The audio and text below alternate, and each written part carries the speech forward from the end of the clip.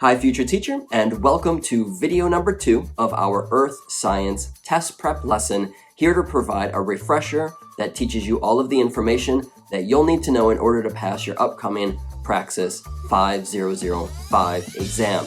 By the end of this lesson, you'll have a good refresher for Earth's history regarding the rock cycle, the rock record, the importance of fossils, and the interconnectedness relationship between our Earth, the moon, and the sun, as well as the other planets in our solar system.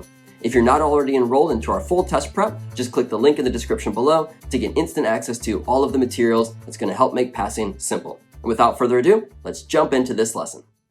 Now, let's discuss the parts of Earth's history that you'll want to know for your upcoming exam.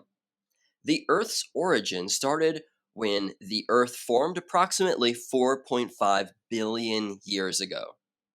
What initially started as molten, the young Earth at the time gradually cooled, forming a solid crust and later its atmosphere and oceans. A key term that you'll want to know is paleontology. We can remember that this is the scientific study of life in the past based on fossils, which we use to understand the evolution of life on Earth, as well as climates and ancient landforms or geographies. Building on to the topic of fossils, you'll want to know that most are found in sedimentary rocks. Next, there are several different types of fossils. For instance, body fossils, which are the actual remains of the organism, such as bones or teeth. Next up are trace fossils, which are indicators of biological activity. For these, we can think of footprints or fecal matter. Lastly, we have microfossils, which are tiny remnants visible only under a microscope. Now let's talk about the rock record, which accumulates in layers, with the oldest on the bottom and the youngest on the top. Regarding discovering the dates of rocks and fossils, we can determine this through the layering of the rocks. Your exam will likely ask you questions about the impacts of fossils to better understand Earth's past. So let's get you totally prepped for this topic now. Beginning that fossils provide snapshots on Earth's evolutionary process by showing how organisms have changed over time and how different species are interconnected. Along with that, analysis of fossils helps us to reconstruct environments and climate conditions from our past. Lastly, fossils help trace the movement of Earth's plates, explaining the past positions of continents and the formation of mountains and ocean basins. Now, let's explore the fascinating topic around our universe, focusing on the topics that you'll likely encounter on test day. Starting with stars and galaxies.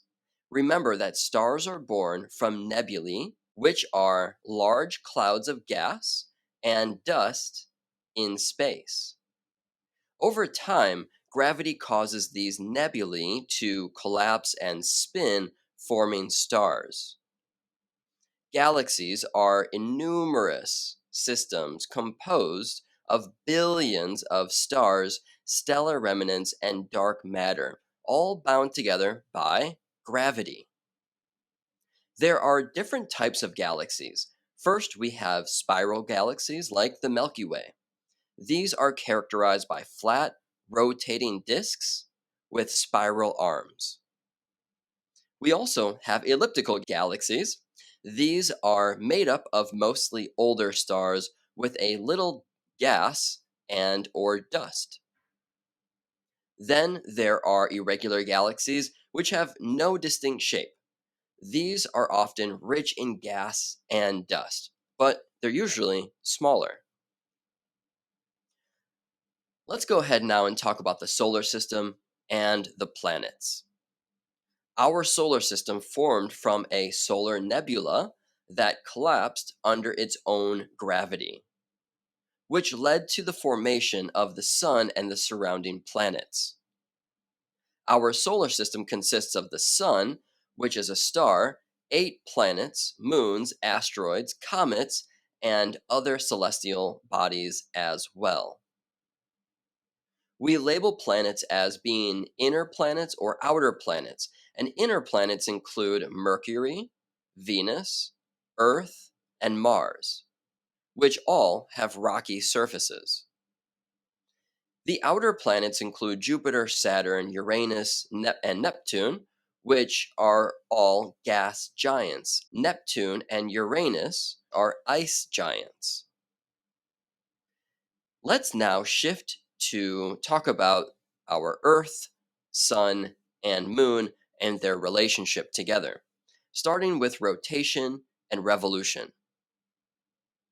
Earth rotates on its axis and revolves around the sun, which causes seasons and affects our climate. The moon revolves around Earth and affects tides due to its gravitational pull. We also have ellipses which occur when Earth, the sun, and the moon align. Solar eclipses happen when the moon passes between the sun and Earth, casting a shadow on Earth. Lunar eclipses occur when Earth is between the sun and the moon, casting a shadow on the moon. Up next, we also have the forces of the tide, which is the gravitational pull from the moon and the sun on Earth's oceans, resulting in high and low tides. Now, here we have key concepts to understand, starting with light year and astronomical unit, or AU, which are key units for measuring astronomical distances. A light year is the distance light travels in 1 year, while an AU astronomical unit is the average distance between Earth and the Sun. Red shift and blue shift indicates movement of celestial bodies. Red shift, for example, occurs when a galaxy or star moves away from us, stretching the light into longer light waves. Whereas blue shift happens when they move towards us, compressing the light to shorter wavelengths. Next up, cosmology is the study of the universe's origin, structure, and evolution. Furthermore, the Big Bang theory proposes that the universe began from a single point and has been expanding ever since.